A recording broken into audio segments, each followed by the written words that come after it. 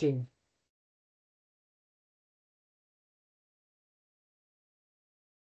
Oke, Assalamualaikum warahmatullahi wabarakatuh. Kembali lagi bersama saya di video ketiga ini untuk pendahuluan radioterapi yang saya akan lanjutkan pada bab 9 bagian kedua.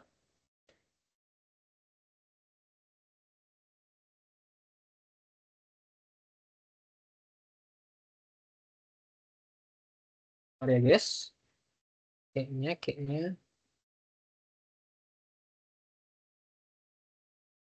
Oke, kita lanjutkan bab 9 ke bagian kedua di sini teman-teman. Di mana dengan judul Ionization Chamber Based Dosimetry System yang dibikin oleh Ahmad Maulana Julianto, Danur Riansyah, dan juga Fadila Salsabila. Oke, yang pertama ada Ionization Chamber Based Dosimetry System, di mana eh, memiliki prinsip yang cukup sederhana dan tiga komponen, yaitu yang pertama ada ruang ionisasi yang sesuai, elektrometer, dan catu daya. Lalu untuk subbab dari bab 9 ini ada ionization chamber, electrometer and power supply, and phantoms. Untuk ionization chamber atau ruang ionisasi menggabungkan tiga elektroda yang menentukan volume udara sensitif ruang. Di sini ada gambar sirkuit sistem dosimetri berbasis ruang ionisasi. A mewakili elektrometer, V untuk catu daya. Lalu ada kalibrasi berkas foton dan elektron. Di sini ada ketiga elektroda. Yang pertama ada polarisasi, elektroda pengukur, dan juga elektroda pengaman. Dan kemudian ada dua jenis ruang, yaitu ada ruang silinder dan juga ruang plat paralel. Nah, teman-teman bisa dibaca dulu untuk ruang silinder dan juga lanjutan. Kemudian selanjutnya ada elektrometer dan power supply atau elektrometer catu daya. Sini teman-teman bisa membaca dulu. Lalu di sini ada gambar contoh ruang ionisasi yang umum digunakan. Untuk A, di sini ada kiri atas, ruang ionisasi silinder untuk digunakan pada dosimetri relatif. Kemudian B di sini sebelah kanan atas, ruang mini yang tepat dan tutup penumpukan 60 CO. Kemudian ada C dan D di paling bawah. Lalu ada phantoms, di mana air sebagai bahan dasar standar untuk phantom sebagai pengukuran dosimetri berkas foton dan elektron. Kemudian di sini ada perumusan di mana Z efektif sama dengan 3,5 akar sigma I AI ZI pangkat 3,5. Kemudian untuk foton megavoltas dan berkas elektron safe dari suatu campuran didefinisikan sebagai berikut ya teman-teman ya. Kemudian air juga merupakan sebagai bahan pengganti jaringan lunak yang paling universal, berguna dalam pengukuran foton dan berkas elektron. Untuk agar foton phantom ini setara dengan air untuk dosimetri elektron, phantom ini harus sesuai dengan daya henti linearnya dan daya hemburan linear air. Mungkin itu saja untuk bab 9 bagian kedua. Kita lanjut pada selanjutnya, yaitu ada bab 10.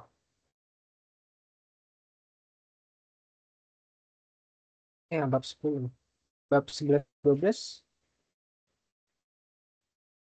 saya rasa tidak ada.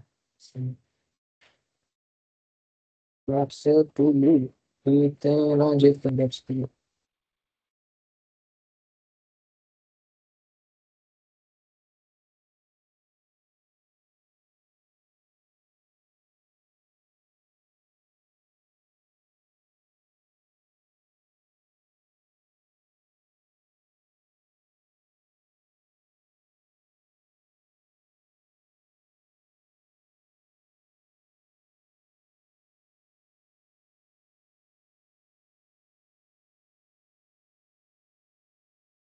Cek, cek.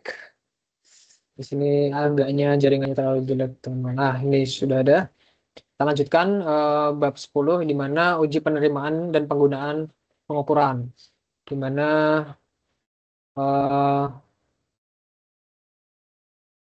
peralatan pengukuran sendiri terbagi menjadi 3 ya, peralatan metrik dan juga film. Kemudian untuk lanjutannya ada dioda, satu phantom plastik dan juga satu phantom air. Untuk uji penerimaan, memastikan bahwa spesifikasi yang tercantum dalam pesanan pembelian terpenuhi dan lingkungan bebas dari radiasi dan bahaya listrik bagi staf dan pasien. Ada pemeriksaan keselamatan, pemeriksaan mekanis, dan juga pengukuran dosimetri. Lalu kita lanjut pada pemeriksaan keselamatan, di mana ada interlock, lampu peringatan, dan peralatan pemantauan pasien.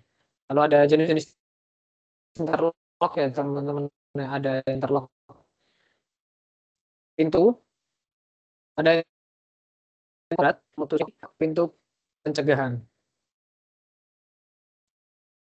Lalu ada survei radiasi, di sini teman-teman bisa membaca. Kemudian ada kebocoran kolimator dan kepala.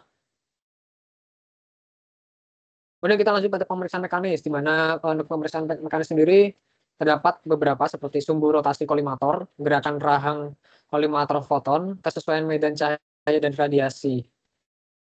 Dan ada sumbu rotasi gantri, sumbu rotasi meja perawatan isosentrum radiasi. Lalu tidak lupa juga indikator jarak waktu dan kolimator, gerakan meja perawatan pasif. Untuk pengukuran dosimetri sendiri, di sini ada beberapa hal yang diukur, yaitu yang pertama ada energi, lalu ada foton penuh, dan juga keseragaman foton dengan di sini ada table International Electronical Commission definition of the flattened area of the beam. Lalu untuk pengukuran dosimetri terdapat elektron energi, elektron beam Strahlung contamination, dan juga elektron beam uniformity. Lalu ada juga untuk elektron penumbra, monitor karakteristik, dan juga arc therapy. Untuk commissioning, radioterapi sinar eksternal atau perangkat brachytherapy mencakup serangkaian tugas yang umum harus terdiri dari hal berikut.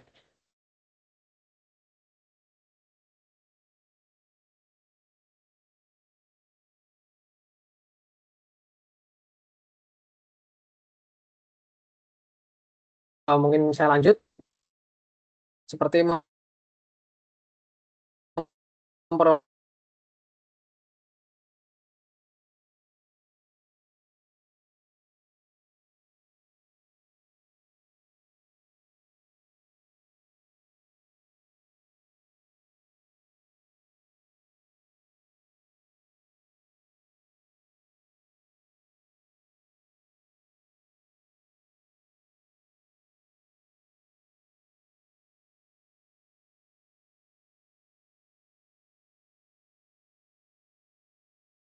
faktor.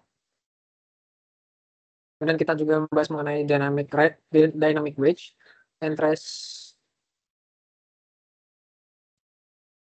dose and interface dosimetry, dan juga virtual source position.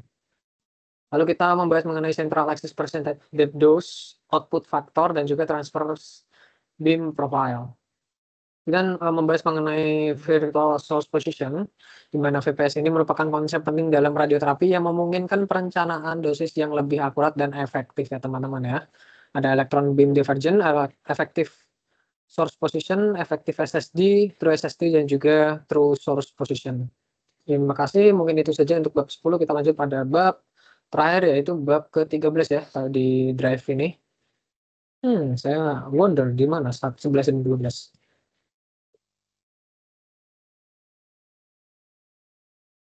Cukup singkat, 23 slide, di mana akan membahas mengenai brachytherapy, physical and clinical aspect dengan anggota yaitu Irfan Mazidovir, Rahmat Jinan, Renita Mujilestari, dan juga Naswa Galuh. Di mana brachytherapy sendiri istilah yang digunakan untuk menggambarkan pengobatan kanker jarak pendek dengan radiasi dari sumber radionuklida kecil yang dienkapsulasi. Lalu photon source karakteristik, di mana practical consideration atau pertimbangan praktis. Di sini ada fluensi radiasi yang berguna dari sumber brachytherapy. Umumnya ada sinar yang merupakan komponen terpenting dari radiasi yang dipancarkan radiasi. Sinar karakteristik yang dipancarkan dan juga sinar X karakteristik Bremsstrahlung. Lalu, oh ini sama ya, ada yang salah. Ada remote afterloading system, di sini teman-teman bisa dibaca. Kemudian ada pra-perencanaan, penempatan benih, dan distribusi dosis. Lalu ada teknik perencanaan, ultrasonografi, dan tomografi komputasi. Dan masuk pada permanen prostate implant. Yang pertama ada pemilihan radionuklida untuk implan prostat. Yang kedua teknik perencanaan, ultrasonografi, atau tomografi terkomputasi. Kemudian selanjutnya ada pra-perencanaan, penempahan benih, dan distribusi dosis. Lalu ada lanjutannya yang sama, yaitu teknik perencanaan ultrasonografi atau tomografi terkomputasi. Dan kita masuk pada plak mata. Di sini teman-teman bisa membaca. Nah, ada brachytherapy intravaskular. Bisa dibaca juga. Ada dose distribution around source. Di sini ada grafik laju dosis pada point interest dalam air dapat ditulis dengan persamaan sebagai berikut ya, di bawah ini ya. Dimana perhitungan dosis untuk sumber pemancar foton dibagi menjadi dua, yaitu ada formalisme APM TG43 dan juga metode untuk pemeriksaan cepat dan verifikasi rencana perawatan. Untuk APM TG43 algorithm, um, untuk menghitung distribusi dosis 2D di sekitar sumber simetri silindris menggunakan sistem koordinat polar dengan titik referensi terletak 1 cm dari pusat sumber. Kemudian lanjutannya ada other calculation method for point source. Di sini ada metode lain untuk mengukuran titik pusat scatter. Di sini ada grafik dari scatter and absorption correction dengan scatter and absorption correction for iradium dan juga CS. Nah, ada linear source di sini, di sana di mana ada unfiltered line source in air, kemudian ada filtered line source in air, filtered line source in water. Lalu untuk selanjutnya yaitu ada manual dose calculation, di mana yang pertama ada manual summation of doses. Kemudian yang kedua ada pre-calculated dose distribution. Kemudian untuk computerized treatment planning ada source localization, dose calculation, dose distribution display lagi. Okay. Dan ada calculation of treatment time, yaitu yang use of Peterson-Parker table. Yang kedua ada choices of reference point dan juga decay correction. Di sini ada perumusan. Kemudian untuk commissioning komputer brachytherapy sistem perencanaan perawatan atau TPS, yang pertama ada pemeriksaan prosedur rekonstruksi. Lalu yang kedua ada pemeriksaan konsistensi antara jumlah dan satuan. Yang ketiga ada perhitungan dosis komputer versus manual untuk sumber tunggal, dan juga yang terakhir ada pemeriksaan koreksi peluruhan. Lalu untuk commissioning sumber terdapat 3 juga untuk uji kontaminasi atau wipe test. Yang kedua ada autoradiografi dan pemeriksaan keseragaman aktivitas, dan juga yang terakhir ada rantai kalibrasi. Lalu untuk quality assurance ada pemeriksaan keteguhan dosimetri yang dikalibrasi, pemeriksaan rutin terhadap sumber dan aplikator, pemeriksaan sumber dengan perangkat afterloading, pemantauan radiasi di sekitar pasien, dan program manajemen mutu. Untuk brachytherapy versus external beam, teman-teman bisa dibaca, merupakan metode penting dalam pengobatan kanker yang memungkinkan perlakuan konformal tanpa memerlukan teknologi besar. Mungkin itu saja yang bisa saya sampaikan untuk bab 13 ini. Apabila saya ada salah, saya mohon maaf. Like jika kalian suka, berikan saran di kolom komentar. Saya Ozi. Assalamualaikum warahmatullahi wabarakatuh. Bisa.